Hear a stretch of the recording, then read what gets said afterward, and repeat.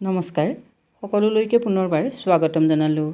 আজি আমি আলোচনা কৰিবলৈ লৈছোঁ কমিউনিটি অডিটৰ সম্পৰ্কত।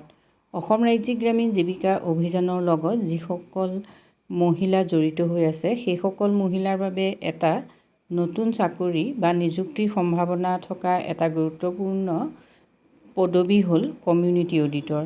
এই কমিউনিটি অডিটৰ হিচাপে যদি আপোনালোকে নিযুক্তি লাভ কৰে তেতিয়াহ'লে আপোনালোকে ৯,০০০ৰ পৰা ২০,০০০ টকা মাহিলী পাৰিতোষিক হিচাপে লাভ কৰিব পাৰিব।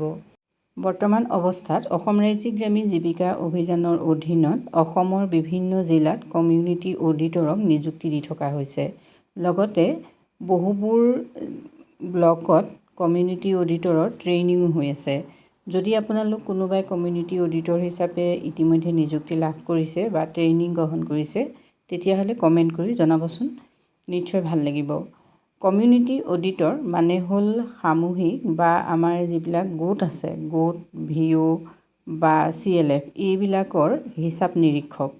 অৰ্থাৎ এটা আত্মসহায়ক গোট বা এটা গ্ৰাম্য সংগঠন বা এটা CLFৰ যিখিনি ট্ৰানজেকশ্যন থাকিব, অৰ্থাৎ যিখিনি টকা পইচাৰ লেনদেন হয় সেই লেনদেনখিনি চোৱা চিতা কৰাজনক অডিটৰ বুলি কোৱা হয়। এতিয়া এনেকুৱা ধৰণৰ অডিটৰক আমি দুটা ভাগত ভাগ কৰি চাব পাৰোঁ। এটা হ'ল ইণ্টাৰনেল অডিটৰ আৰু নেক্সট আহিলে এক্সটাৰ্নেল অডিটৰ। ইণ্টাৰনেল অডিটৰজনক বুক কিপাৰজন বুলি আপুনি ক'ব পাৰে আৰু সেই বুক কিপাৰজনে যিখিনি ট্ৰানজেকশ্যনৰ হিচাপ পত্ৰ ৰাখিব সেইখিনিক চোৱা চিতা কৰা আত্মসহায়ক গোটটোৰ বাহিৰৰ যিজন ব্যক্তি হ'ব সেইজন হ'ল এক্সটাৰ্নেল অডিটৰ। এতিয়া এক্সটাৰ্নেল অডিটৰ সকলোকে বিশেষকৈ নিযুক্তি দিয়া হৈছে। এটা আত্মসহায়ক গোটৰ যদি অডিট চোৱা হয় তেতিয়াহ'লে সেইজনক কোৱা হ'ব আত্মসহায়ক গোটৰ হিচাপ নিৰীক্ষক, অৰ্থাৎ SHG কমিউনিটি অডিটৰ। আৰু যদি ভিঅ'ৰ হিচাপ চোৱা হয় তেতিয়াহ'লে সেইজনক কোৱা হয় ভিঅ' কমিউনিটি অডিটৰ, অৰ্থাৎ গ্ৰাম্য সংগঠনৰ হিচাপ নিৰীক্ষক। আৰু যদি মণ্ডল সংগঠনসমূহৰ চোৱা হয় হিচাপ তেতিয়াহ'লে সেইজনক কোৱা হয় CLF, অৰ্থাৎ ক্লাষ্টাৰ লেভেল ফেডাৰেশ্যনৰ কমিউনিটি অডিটৰ, অৰ্থাৎ গ্ৰাম্য সংগঠনৰ হিচাপ নিৰীক্ষক। এতিয়া যিকোনো ধৰণৰ এটা ব্লকত যেতিয়া SHG CA এজনক মানে কমিউনিটি অডিটৰ এজনক নিযুক্তি দিয়া হয় তেনেধৰণৰ কমিউনিটি অডিটৰ এজনে প্ৰায় ১০০ৰ পৰা ১৫০টা SHGক অডিট কৰিব পাৰে। এতিয়া সেই কথাটো ব্লকৰ পৰা যিহেতু নিৰ্দিষ্ট কৰি দিয়া হয় বা তেওঁলোকক যিসকল CLF আছে বা ভিঅ' আছে তেওঁলোকৰ পৰা নিৰ্দিষ্ট কৰি দিয়া হয়। SHGৰ যিগৰাকী কমিউনিটি অডিটৰ থাকিব তেওঁ যিখিনি SHG অডিট কৰিব সেই SHG ৰিপৰ্টটো তেওঁলোকে ভিঅ'ক দিব লাগে। তেনেকৈ ভিঅ'ৰ যিসকল কমিউনিটি অডিটৰ থাকিব তেওঁলোকে যিবিলাক ভিঅ'ৰ অডিট কৰিব সেই অডিটৰ ৰিপৰ্ট দিব লাগিব CLFক, আৰু CLFৰ যিজন কমিউনিটি অডিটৰ হ'ব তেওঁ যিখিনি ৰিপৰ্ট আনিব মানে CLFবোৰৰ পৰা তেওঁ যিখিনি অডিট কৰিব সেই অডিটখিনি তেওঁলোকে ব্লকত দিব লাগিব। এতিয়া SHG এটাৰ অডিট কৰোঁতে এগৰাকী কমিউনিটি অডিটৰে সাধাৰণতে 200ৰ পৰা 300 টকা লাভ কৰিব লাগে, মানে এটা SHGৰ। ঠিক একেদৰে ভিঅ'ৰ যদি কৰা হয় তেতিয়াহ'লে 300ৰ পৰা 400 টকা, আৰু CLFৰ যদি হয় তেতিয়াহ'লে এগৰাকী কমিউনিটি অডিটৰে মিনিমাম 500ৰ পৰা 600 বা 700 টকা লাভ কৰিব পাৰে। এইটো কিন্তু নিশ্চিত নহয়, যিহেতু অসম ৰাজ্যিক গ্ৰামীণ জীৱিকা অভিযানৰ এই পাৰিতোষিক দিয়া যিটো ছিষ্টেম হয় সেইটো প্ৰথম অৱস্থাত নিশ্চিত নাথাকে যে মানে কমিউনিটি অডিটৰক যে ইমানটো পইচা দিবই লাগিব এনেকুৱা নহয়। সেইটো প্ৰতিখন ৰাজ্যৰ অঞ্চলভেদে তাৰ নিৰিখটো বেলেগ বেলেগ হয়। মানে অসমত এইটো বেলেগো হ'ব পাৰে, কিন্তু উত্তৰ প্ৰদেশ বা অন্যান্য ৰাজ্যত এই পৰিমাণটো যিটো দি আছে সেইটো দেখিহে এইখিনি মই কথা আপোনালোকক জনাইছোঁ। এতিয়া আমাৰ অসমত কমিউনিটি অডিটৰসকলে যিহেতু কাম কৰিছে তেওঁলোকে কেনেকৈ পাৰিতোষিক পাইছে সেই সম্পৰ্কত যদি তেওঁলোকে কমেণ্ট কৰে নিশ্চয় ভাল লাগিব।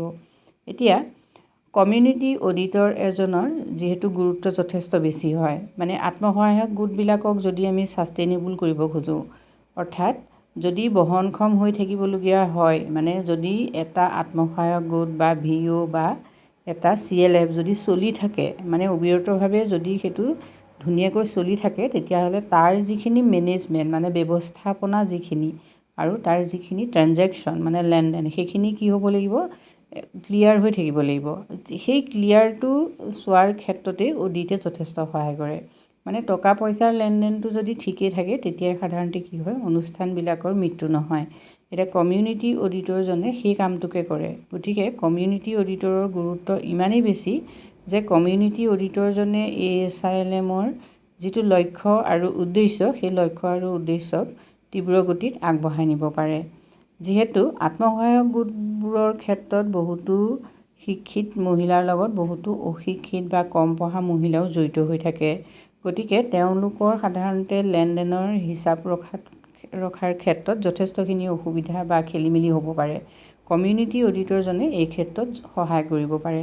গতিকে আপুনি যদি SHG এটাৰ সদস্য হৈ আছে আৰু আপুনি যদি বুক কিপাৰৰ লগত জড়িত বা আপুনি যদি SHG যিবিলাক কাৰ্য বিৱৰণী লিখাৰ কামৰ লগত জড়িত, তেতিয়াহ'লে আপোনালোকে কমিউনিটি অডিটৰ হিচাপে কিন্তু কাম কৰাত যথেষ্ট সহায়ক হয়। আৰু কমিউনিটি অডিটৰৰ পোষ্ট ওলালে আপোনালোকে এই পোষ্টৰ বাবে আবেদনো কৰিব পাৰে। কমিউনিটি অডিটৰ হ'বলৈ কি কি যোগ্যতা লাগে সেইটো নিশ্চয় আপোনালোকে গম পাইছে যে ইয়াৰ প্ৰথম যোগ্যতাটো হ'ল যে আপোনালোক আত্মসহায়ক গোটৰ সদস্য হ'ব লাগিব। দ্বিতীয়তে, যদি আপুনি SHG কমিউনিটি অডিটৰ হ'ব খোজে তেতিয়াহ'লে 10ম শ্ৰেণী উত্তীৰ্ণ হ'লেও আপোনালোকে এনেধৰণৰ পোষ্টৰ বাবে আবেদন কৰিব পাৰে।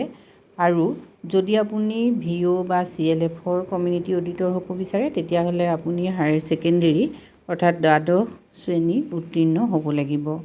ইয়াৰ লগতে বয়স বিশেষকৈ 18ৰ পৰা 45 বছৰৰ ভিতৰত হ'ব লাগিব। মোবাইল চলোৱাৰ যিটো অভিজ্ঞতা সেইটো থাকিব লাগিব। আৰু যদি আপুনি VO বা CLFৰ কমিউনিটি অডিটৰ হয় তেতিয়াহ'লে কম্পিউটাৰৰ জ্ঞানো আপোনালোকৰ থাকিলে আপোনালোকক প্ৰিফাৰেঞ্চ দিয়া হ'ব। যদি আপোনালোকে কমিউনিটি অডিটৰ হিচাপে কাম কৰিব বিচাৰে তেতিয়াহ'লে আপোনালোকে VO বা আপোনালোকৰ ওচৰৰ CLFৰ লগত যোগাযোগ কৰিব পাৰে। যিহেতু SHGৰ কমিউনিটি অডিটৰ VOই বিশেষকৈ নিযুক্তি দিয়ে আৰু VOৰ কমিউনিটি অডিটৰ CLFে নিযুক্তি দিয়ে। আৰু CLFৰ কমিউনিটি অডিটৰক সাধাৰণতে ব্লক পৰ্যায়ৰ পৰা ASRLMৰ যিসকল বিষয়ববীয়া থাকিব তেখেতসকলে বা BPMৰ আণ্ডাৰত নিযুক্তি দিয়া হয়।